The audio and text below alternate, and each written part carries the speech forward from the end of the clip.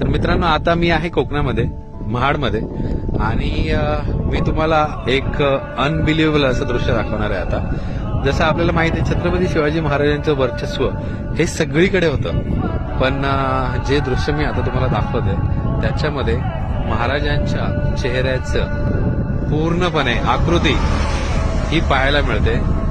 जी समोर पर्वतरांग आहे तिकडे बघा, महाराजांची जिरेटोप, त्याच्यानंतर डोळे, नाक, होठ आणि दाढी, हे सगळं बघा किती हुबेहूब पाहायला मिळतंय.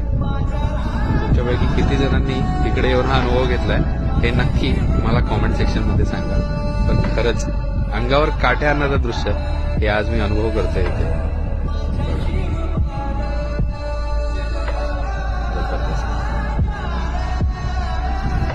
आहे की नाही?